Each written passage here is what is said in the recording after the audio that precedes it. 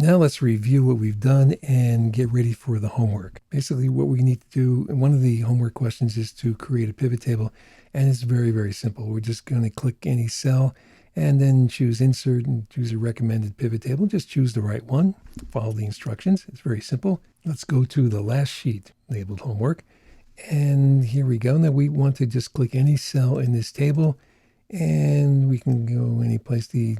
The homework says to click on A2, but I think you can click anywhere here and just go up here to insert, and we're going to go recommended pivot tables, and we're going to choose the fifth one. Okay, the first, second, third is the fourth one down there. Fourth one, that's 4, there's 5. Click on this one. Okay, we'll click on OK. There it is. That's all you need to do. Pretty simple, right? Again, pivot tables, much easier than than most people think. And let's review. A spreadsheet lists each baseball player, his team, and his salary. Which tool would find the team with the highest average salary? Well, of those 4, obviously it's going to be pivot tables. Anytime you want to compare groups, in this case teams, think of using pivot tables. You must refresh a pivot table whenever what? Whenever the data changes. The advantage of a pivot table is that it is what? Is easy to create, easy to adjust. Actually, both of the above. The V in VLOOKUP, the V in the VLOOKUP function stands for vertical. The lookup tables are usually vertical. In the VLOOKUP function, it is a good idea to set the lookup table address as an absolute reference.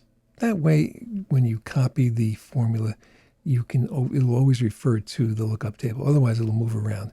So always, good idea. Just hit the function key F4 just to change it into an absolute reference. So it's always absolutely going to point to the cells that are in the lookup table. The column number in the VLOOKUP function is usually 2, sometimes 3, but it is never, ever 1. Okay, because the first column is the column that the formula is looking up the thing that you want to find. So your result is never there. That's just treated almost like labels. It's give the column 2, 3, 4, whatever, how many columns are in the table, but never 1. Well, the homework, as usual, is in MyLab IT. Just go to the calendar and go to the date of the next class session. And there should be the Excel E7 pivot tables and VLOOKUP.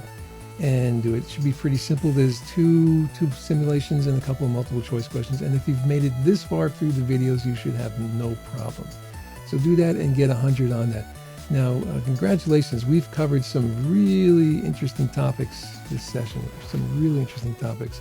The VLOOKUP and pivot tables. These are really powerful features, and a lot of Excel users don't know how to use them. So consider yourself very knowledgeable now, very knowledgeable.